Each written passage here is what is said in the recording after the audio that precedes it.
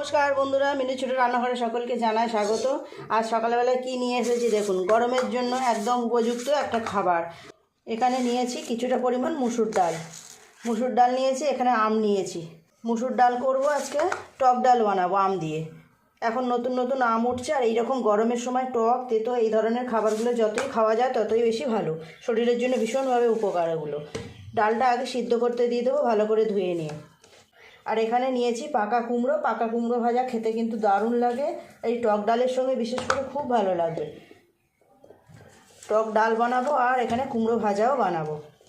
ডালটা দুবার করে ধুয়ে ভালো করে সিদ্ধ করতে বসিয়ে দেব।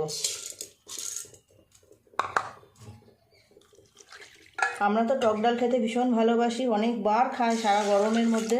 আপনারা কে কে ভালোবাসেন এরকম টক ডাল খেতে অবশ্যই কমেন্ট করে জানাবেন। একটা সিটি দেবো ডালটা ওদিকে সিদ্ধ বসিয়ে দিয়েছি। আম আর কুমড়োটা কেটে নেব। আম দুটো লাগবে না, এই বড় আমটা হলেই হয়ে যাবে। এটা চাটনি করে নেওয়া যাবে অন্যদিন। ডাল সিদ্ধ হতে হতে আমি এখানে আমগুলো কেটে নিয়েছি, খোসা ছাড়িয়ে এরকম সরু সরু করে পাতলা পাতলা করে কেটেছি। আর কুমড়োগুলোও কেটে নিয়েছি। নুন হলুদ মিশিয়ে নেব কুমড়ো ভাজার জন্য। কুমড়োর মধ্যে নুন, অল্প হলুদ গুঁড়ো।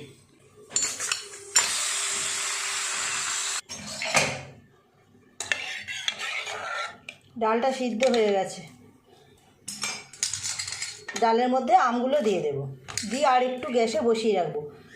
এখন আর প্রেসারে ঢাকা দেব না, অল্প একটু জলও দিয়ে দেব।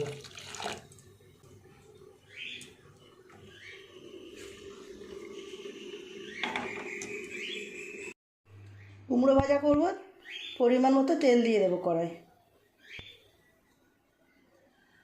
ডাল সিদ্ধ তো হয়েই গেল, দেখলেন আপনারা। তেল খুব ভালোভাবে গরম হয়ে গেছে, কুমড়ো ভাজাগুলো করে নেব।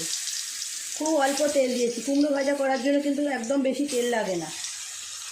আপনারাও এরকম গরম পড়েছে তো এখন এইরকম টক ডাল তেতো যত পারবেন খাবেন, শরীরের জন্য কিন্তু ভীষণ উপকার। শরীর ঠান্ডাও থাকবে এই রকম টক জাতীয় জিনিস খেলে।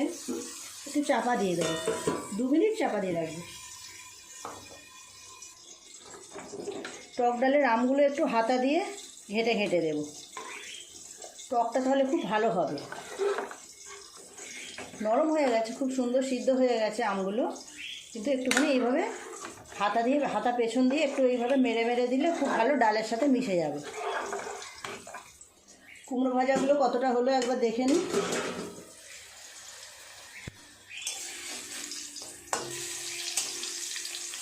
উল্টে অপর পিঠটাও ভেজে নেব। টক ডালের সঙ্গে যা হোক একটু কিছু হলেই হলো।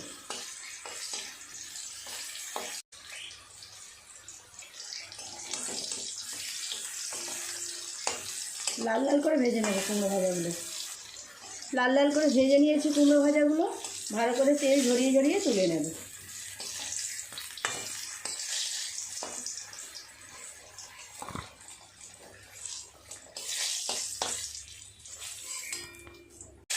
বাকি কুমড়োটা এইভাবে ভেজে নেব। এই কুমড়ো দুটো ভাজা হয়ে গেছে, তুলে নেব।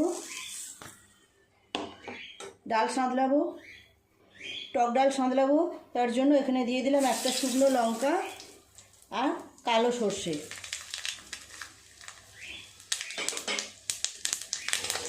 টক ডালে সবসময় সর্ষে ফোড়ন দিতে হয়। ফোড়নটা হয়ে গেছে, ডালটা ঢেলে দেব।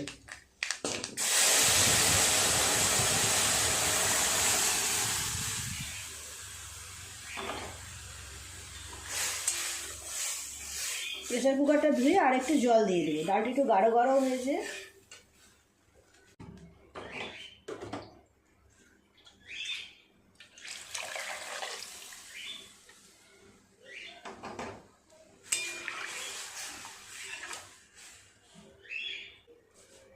হলুদ গুঁড়ো দেব খুব অল্প পরিমাণ, দিয়ে দেব স্বাদ মতো নুন। টেস্ট করে দেখবো, যদি দরকার হয় পরে আবার একটু দিয়ে দেবো। এখন ডালটা বেশ কিছুটা সময় নিয়ে ফোটাতে হবে।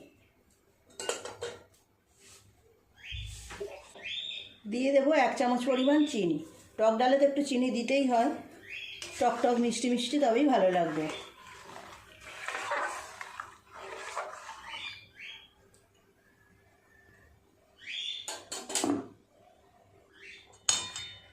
ডালটা সাঁতলাতে দিয়ে বেশ কিছুক্ষণ সময় নিয়ে ভালো করে ফুটিয়ে নিয়েছি, খুব সুন্দর টকবক করে ফুটিয়েছি।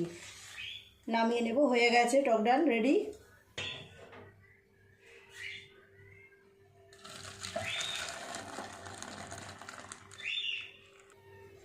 দেখুন বন্ধুরা, তৈরি হয়ে গেল এই বছরের প্রথম টক ডাল। আম দিয়ে টক ডাল খেতে কিন্তু সবাই ভীষণ ভালোবাসে। এর সঙ্গে যে কোনো কিছু হলেই হয়, একটু আলু ভাতে হলেও যথেষ্ট, খুব ভালো লাগে। আপনারাও একবার এইভাবে বাড়িতে বানিয়ে দেখবেন, একবার কেন বারবার বানাবেন। গরমের সময় যত তেতো টক খাবেন ততই ভালো শরীরের জন্য। প্লিজ বন্ধুরা, আজকে রেসিপিটা কেমন লাগলো কমেন্ট করে জানাবেন। ভালো লাগলে একটা লাইক করে দেবেন।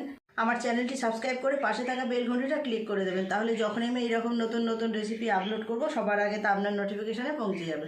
সবাই খুব ভালো থাকবেন, দেখা হচ্ছে পরের দিন নতুন কোনো রেসিপির সাথে। নমস্কার।